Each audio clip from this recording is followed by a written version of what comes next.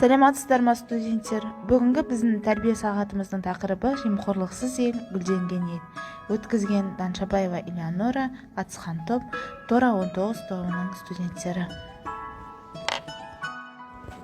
Сабақтың мақсаты сыбайлас жемқорлық деген ұғымды түсіндіріп, пайда болу жағдайлары жайлы түсінік қалыптастыру, өз көзқарастарын білдіріп, дүниетанымдарын кеңейту, өз ойларын еркін жеткізе білу қабілеттерін дамыту, өз мемлекетіне жауапкершілікпен қарау және әділдікке тәрбиелеу, патриоттық тәрбие қалыптастыру.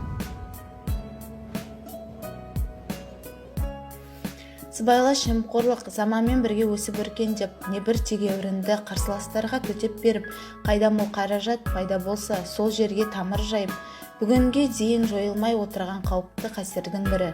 Республика президенті Нұрсұлтан Әбішұлы Назарбаев өзінің Қазақстанның әлемдегі бәсекеге барынша қабілетті елу елдің қатарына қосылу стратегиясы, Қазақстан өз дамуындағы жаңа серпіліс жасау қарсаңында атты халыққа жолдауында ұлттық қауіпсіздік пен қоғамның тұрақтылыққа төнген қатер ретінде сыбайлас жемқорлыққа қарсы күрес жөніндегі жалпы ұлттық кешенді бағдарлама дәйекті түрде жүзеге асырудың қажеттілігін айтып, сыбайлас жемқорлық қоғамның барлық мүшелеріне, сондықтан жемқорлықпен күрес жалпы барша халықтың борышы екенін атап көрсетті.